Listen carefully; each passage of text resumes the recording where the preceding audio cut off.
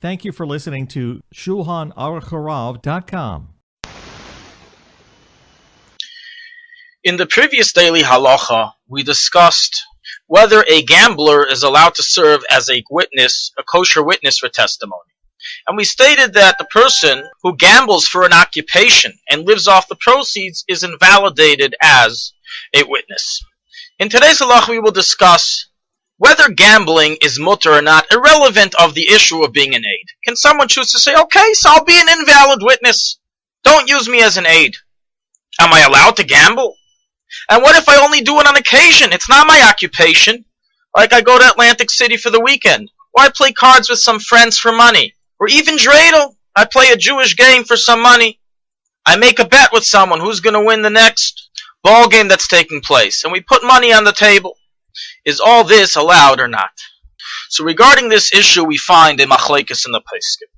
We have some Rishonim and some Peskim that rule any and all gambling is absolutely usher due to the stealing prohibition.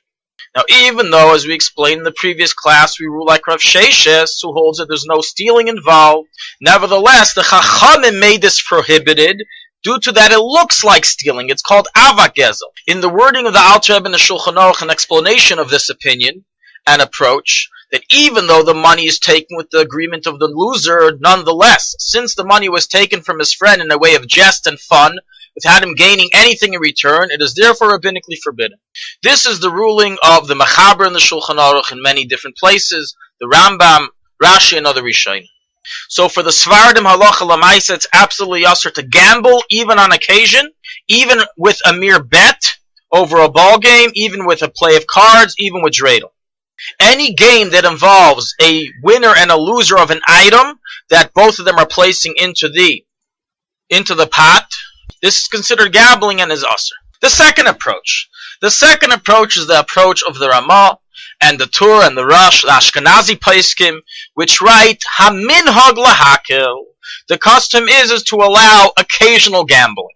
To gamble on a steady basis, you invalidate yourself as a witness. That certainly is not something very kosher. But so long as you're not invalidating yourself as a witness, just on occasion you're gambling, there is no rabbinical prohibition of stealing involved. Practically, how do we Ashkenazim rule? So although it would seem from the simple reading of the Ramah that it's permitted for Ashkenazim to gamble in obviously a kosher environment on mere occasion, a number of great Achreinim write that even according to the Ramah it's prohibited. And so is the ruling of the Alter Rebbe in the Shulchan Aruch, which writes in parentheses that even according to this opinion, there still is a prohibition involved. And thus practically it ends up that according to all opinions, it's forbidden to gamble. Then what's the difference between the ruling and the Mechaber Ramah according to the Alter Rebbe and the Magen Avraham and other Peskim who side this way? So the difference is regarding the reason behind the prohibition. According to the Mechaber, this is considered rabbinical stealing. According to the Ramah, there's no stealing, but it's prohibited for other reasons. Either due to doing an act of nonsense that's not benefiting to anyone, and in the wording of the Alter Rebbe there, that throughout one's life one is to be involved in matters of wisdom and matters that contribute towards civilization. The Shutri Vash, one of the great Rishonim, also has a very pinned approach on this subject. And he says, even though we rule that it's permitted as rules the Ramah, and there's no stealing involved, nevertheless it's a repulsive and revolting and immoral act, and has caused the lives of many people to be destroyed. And therefore it's forbidden.